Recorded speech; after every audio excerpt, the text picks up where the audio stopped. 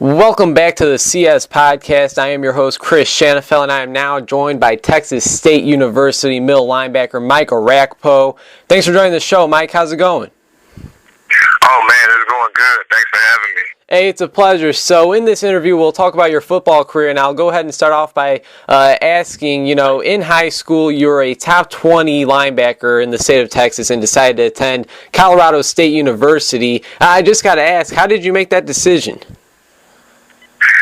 Oh, man, it was a very tough decision early on, what I'm saying. A guy by the name of Scott Brown, was a, very good recruiter in the Texas area. I got in contact with him, and, I was able to check the school out, and, what I'm saying, it was a wonderful place, very nice town. Fort Collins is a, beautiful place. I took a visit up there, and I just, loved the family atmosphere that it brings, in Colorado, and meeting, so many different people from so many different states around the country. So, it was a nice place, and I enjoyed my time there. I enjoyed my visit. And you were playing really well at CSU. As a freshman, you played in all 12 games and recorded 37 tackles and a forced fumble. And as a sophomore, you stepped it up, and you started 11 of the 12 games you played in, and was third on the team in tackles with 87. Many thought that you would be changing schools and attend Baylor, but instead, you decided to go ahead and transfer to Texas State University. Can you tell us why that was? Well, I signed on with Baylor, and, what I'm saying, we had some issues with, getting cleared on, what I'm saying, with my transcript and everything like that. So Baylor didn't quite work out as we expected, and that's when I got into contact with Coach Brad Fran at Texas State. I knew him when he was at Bland, and, what I'm saying, I had his number in my phone still, so when I got in contact with him, I didn't even know I still had the number, his name popped up on my phone. But, I got in contact with him, and I ended up enrolling at Texas State, so, it's been great, since then. And growing up and being from Texas, I got to think, you're pretty happy being back at home in Texas. Either way, whether you're going to be at Baylor or, of course, Texas State, you're still going to be in Texas, and I got to think that was one of your goals when you're thinking about transferring. Am I wrong? Oh, yeah, that was my number one goal at the time, was to get back in Texas, what I'm saying. Obviously, I wanted to continue playing Division I football, and, I was able to achieve that, coming to Texas State. But that was my number one goal, to stay in Texas, what I'm saying, have an opportunity for my family to be able to come to the games finally, every game, what I'm saying, instead of getting on the airplane that can drive. It's, about a 2.5-hour drive, which is not long at all. And, they've been able to make it to every home game this season. So, it's been great. I'm loving it. That's awesome, man. And this was your first season playing football at Texas State. Is that correct? Yes, this is my first season. I redshirted last year, and then this is my first season playing. Yep. And you had a huge impact on the team just this past season, recording 71 total tackles, 4.5 sacks, and 3 forced fumbles.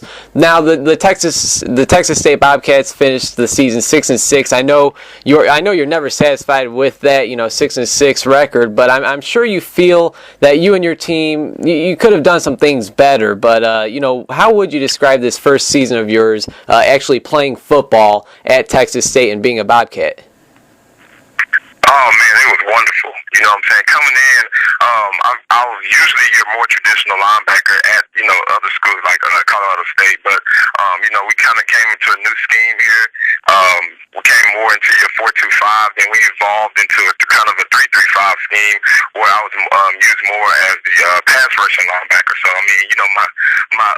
some of my tackles took a hit, what I'm saying, but I was able to recover in the sack area and some of the TFLs that I had this year, which was great. And it was just, I was able to, just help my team out, being one of the leaders.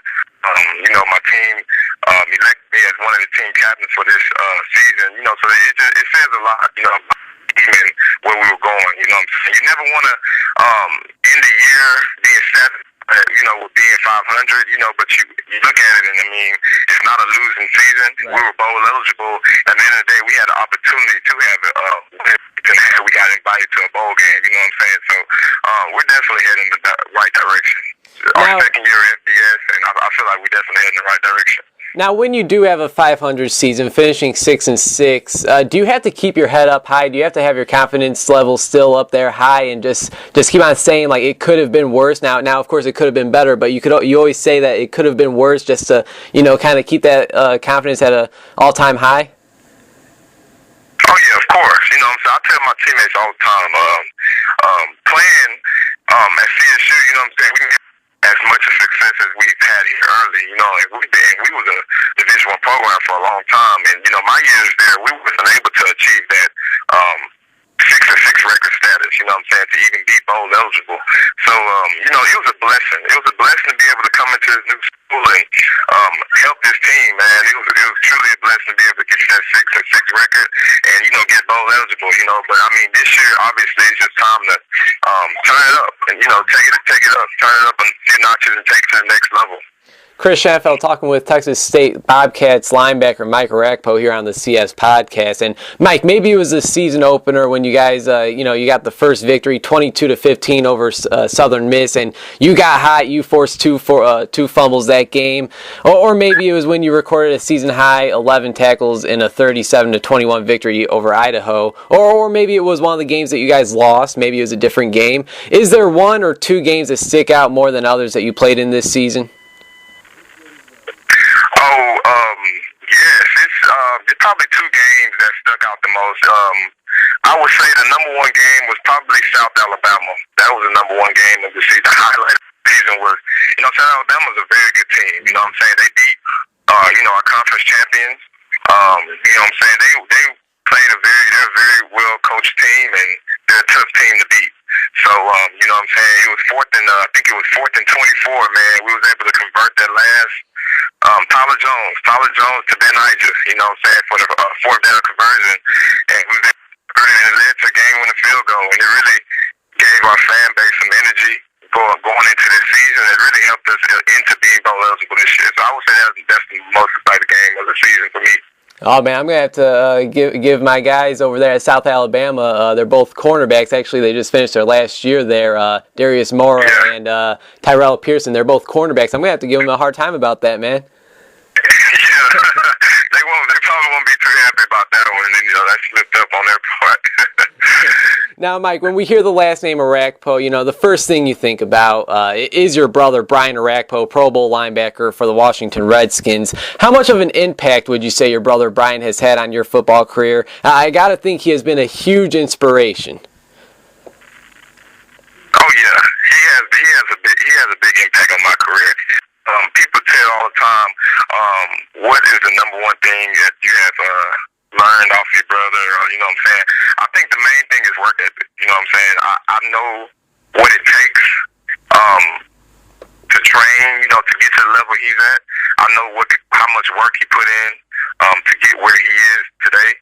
So, that's how I approach it. I approach the college level with that mindset, knowing that I have to train hard, to be good.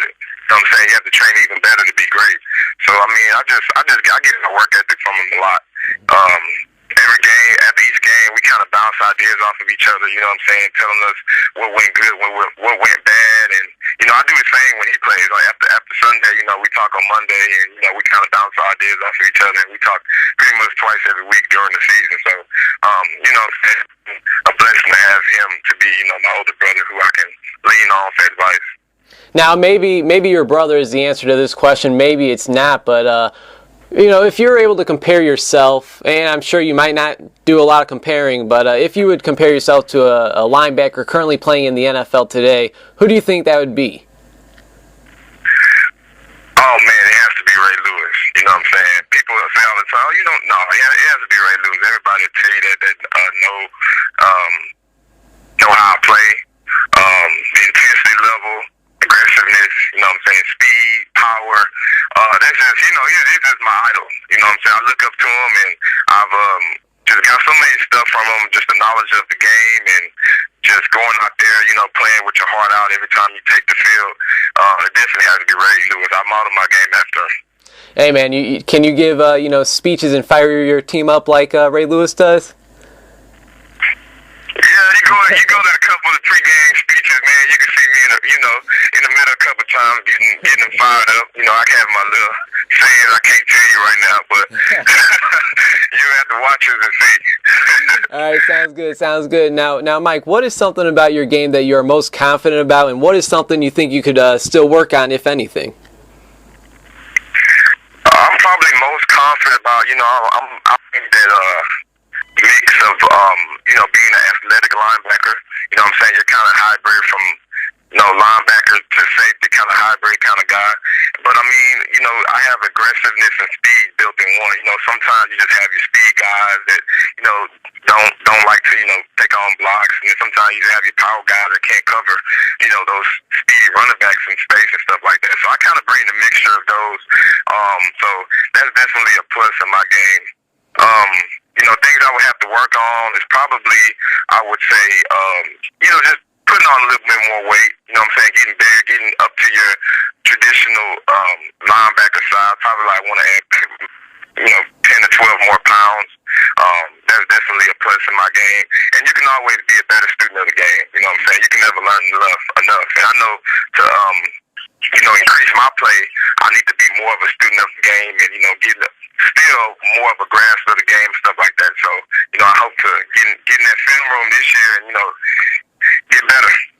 Next year, it's going to be your senior year, man. Have you set any personal or even team expectations? Yeah, man, I'm a team guy, you know what I'm saying? I'm more of a team guy, so team expectations, man, is taking it to the next level, you know what I'm saying? We was, my redshirt year, we was 4-8, okay? Then the next year, we went 6-6, which is, bowl eligibility is a big step up in our program, and, now we're trying to take it to the next level. You know what I'm saying? We're trying to actually get in that bowl game this time. We're trying to win one. And it's about time we start competing for some conference championships around here. I've been saying that, a couple of times now. It's about time we start competing for some conference championships around here. So, the Sun Belt is a great league. And, it's about time we start competing in it. So, hey, man, I'm certainly looking forward to watching the Texas State University Bobcats and yourself next season, man. And here's my final question for you, and that is, what is your ultimate goal once your college football career is over with? Is it to enter the NFL draft and join your brother Brian in playing in the NFL? Oh, yeah. You know what I'm saying? Coming into college, you always want to be able to have a goal and aspires to play at the next level. You know what I'm saying? Aspiration to play at the next level. So, that is my ultimate goal, is play at the next level. You know what I'm saying? Being able to, get invited to the combine and, get invited to one of those bowls after the season. And, just show them what I got. You know what I'm saying? I like to put Texas State on the map. It's a great school. We head in the right direction. You know what I'm saying? And, we have guys like Jopalo Bartu and, Jared Morris with the 49ers, we really coming up. We coming up. So, that's my goal, man. Playing in the next level and, showing them boys what Texas State is all about. Hey, man, I got to say, I certainly wish you nothing but the best. And I know the season just ended not too long ago, but, I'm already fired up to watch what Texas State does this year, man. Yeah, I appreciate it, man. Thanks for having me. Hey, Thanks for having me. It was a pleasure, man. Best of luck and take care, all right? Hopefully we can stay in touch. All right, will do. I appreciate it.